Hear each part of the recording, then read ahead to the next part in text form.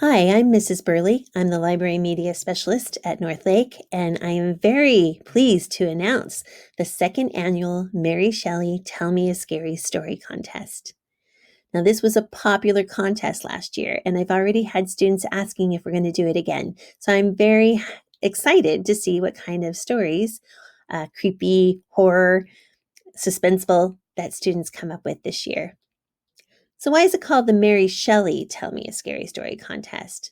Well, Mary Shelley is the author of the original Frankenstein.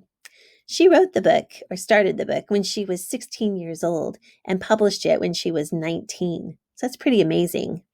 The other cool thing about this is that she was at Lord Byron's mansion in the summer, and there had been a volcano that had erupted and was spewing ash all over the place. And so it got really dark and gloomy, and they decided that they would sit around and tell scary stories. Lord Byron was an author, and there were other writers there too. And so they got this idea that they would start a contest to see who could write the scariest story. And sometime during that time at Lord Byron's mansion, Mary Shelley had a dream about this idea of Frankenstein, Dr. Frankenstein, and his monster. And it was from that dream that the story was born. Now, Mary Shelley has a very interesting life, and we do have books in the library that talk about her sometimes sad, but very interesting life. So if you're interested in knowing more about her, you're welcome to check out those books. So let's get um, into the contest here. So all entries are due at Northlake in our library Google Classroom no later than Friday, October 23rd at 9 p.m. And right there you can see there's the Google Classroom code, or you can go onto the slides and click on the link and join automatically. Now we have 9 categories for your story, and we'll get into those in just a minute. Students can enter more than one category, but you can only submit one entry per category. So for instance, maybe you want to write a story. That's great. You can write one story. Maybe you also want to do a video presentation. You can do one video. So you can enter as many categories as you want, but only one entry per category. The winners of each of the 9 categories will receive a certificate and a book. And you can see there's a list here that there's a link to. And so if you want to click on that link on the slide presentation, you can check out what books are available. They're all horror stories. Definitely perfect for middle school. And then everyone who submits an entry by the deadline will be entered into a drawing to win a haunted house that I am making right now. In the picture, you see last year's haunted house. The one I'm making this year is similar to that one. And then all students will be notified whether or not they win their category by the evening of Tuesday, October 27th. And then I will ask you then, if you're a winner, if you would like to share your work with the entire school. And then we will announce a school-wide announcement about the winners on Friday, October 30th. Whether you share or not is going to be up to you. Now, before we get into the categories, just know that there is some judging criteria. And with 9 categories, there is one set of criteria for all of them. That is the originality of a story or creative twist to a popular scary theme. Definitely want that. There's the overall organization and plot structure of the story you create. And we're looking for your ability to create a well-rounded and well-developed plot from beginning to end.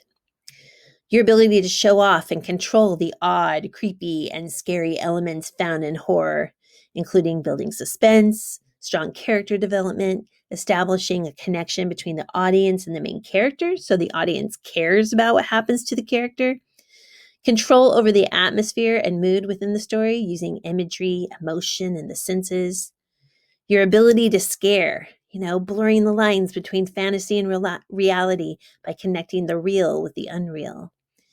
Emphasis on emotions through descriptive word choice, musical arrangement, or physical interpretation of emotions in the story. And then also on the quality of your presentation. So what are these 9 categories? Well, there is the written story. You could do poetry. You could make a creative video or a stop motion animation video. You could do photography, artistic drawing or painting, a physical model, an instrumental composition or a song, or an interpretive dance. I'm trying to give you as many categories as possible because I know a lot of you have different interests and different strengths, and I want your creativity to flow. And you can see there are links to each one of the different categories. And what that does is it links you to another slide where it will give you the details for that particular category. Now, on the written categories, there definitely is a word limit and formats with different fonts or specific fonts.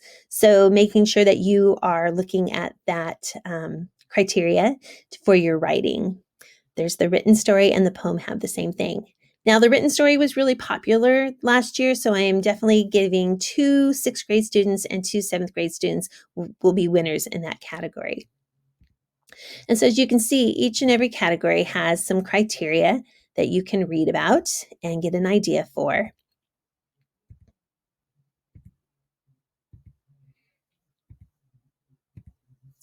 And then I'm also giving you some inspiration. These are things that I find inspiring.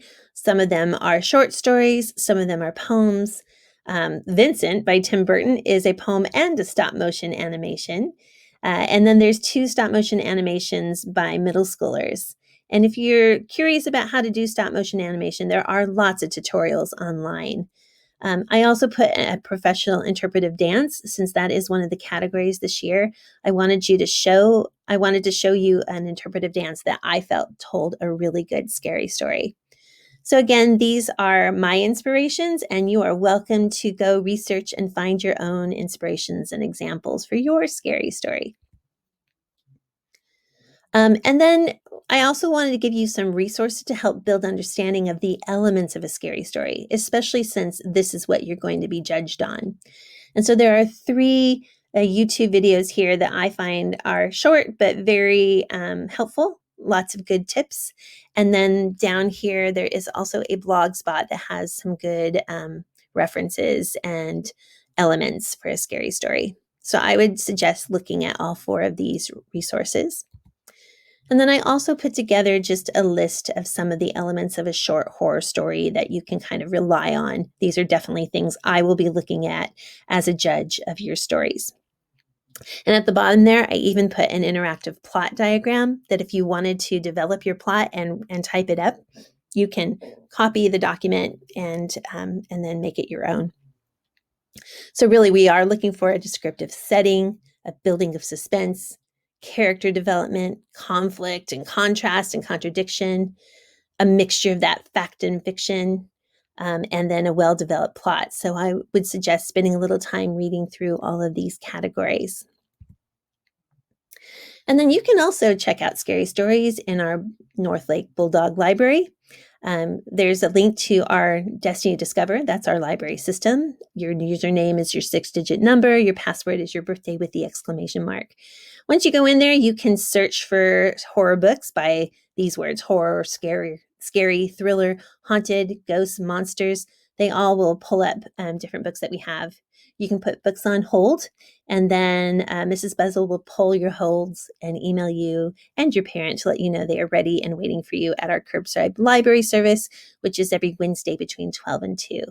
Or if you can't make it then, you can email Mrs. Bezo and we can arrange for you to pick up books in the main office. You can also email me if you would like some recommendations based on your interests. And then I'm also happy to support you in different ways. I can help you choose a topic, structure your story. I can even help you with your revising of your work if you turn it in ahead of time and ask me for some constructive feedback. So those are definitely some ways, and you can see up here is my email linked in the Google slide presentation. I would ask that you not wait until the last day to ask for support. That might be a busy day and I might not be able to quite get to everyone. So please make sure you give me some time to support you the best way I can.